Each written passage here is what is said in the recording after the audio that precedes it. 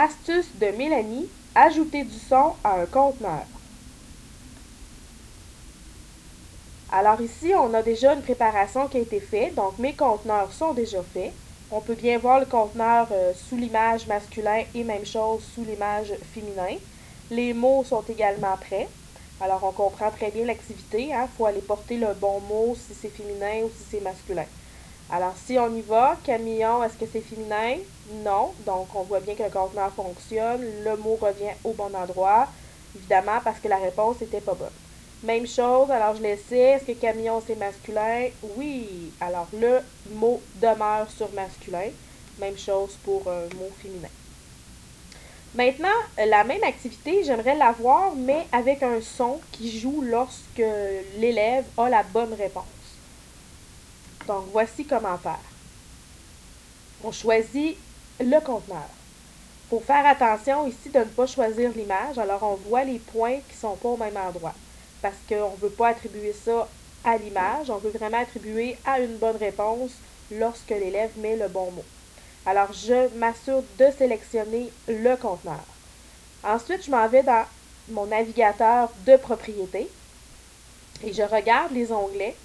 Il y a un onglet qui s'appelle plus bas Conteneur. Dans Conteneur, si on regarde ici, on a signal de confirmation. Présentement, le signal de confirmation est à faux. Donc, lorsque l'élève a une bonne réponse, il n'y a aucun son qui joue. Alors, si je le mets à vrai, comme ceci, maintenant, je dois aller dire l'emplacement du son. Donc, je clique sur les deux petits points ici. Et je vais choisir dans mon ordinateur un son que j'ai préalablement téléchargé, évidemment. Donc, dans ce cas-ci, je vais prendre applaudissement. Je vais ouvrir. Et on voit très bien, si je resélectionne mon conteneur, qu'il a la propriété d'un son de confirmation. Alors, c'est certain que je vais avoir le son pour les bonnes réponses aux deux endroits. Donc, je refais la même chose du côté du féminin. Je m'assure de sélectionner le conteneur et non l'image pour mettre la propriété au bon objet.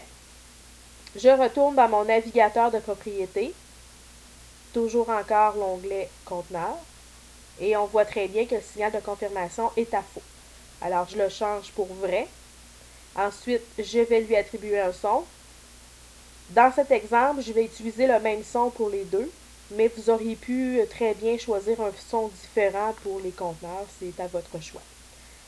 Maintenant, une autre petite astuce, j'aime pas avoir les carrés blancs derrière mes images, j'aimerais que le fond soit de la même couleur.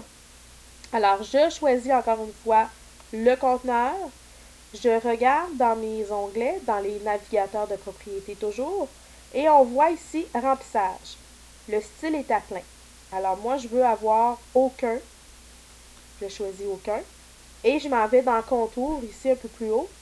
Style est toujours à plein et on voit que la couleur est noire. J'aurais pu mettre une couleur bleue, couleur rouge, enfin la couleur qu'on veut.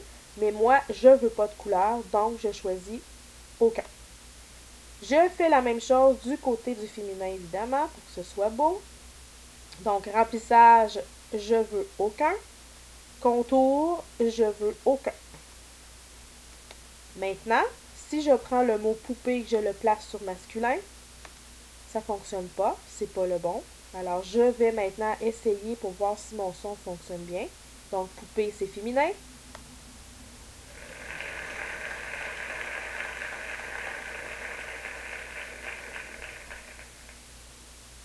Nous allons donc retester avec un mot masculin. Est-ce que crayon, c'est féminin? Non. Est-ce que crayon, c'est masculin?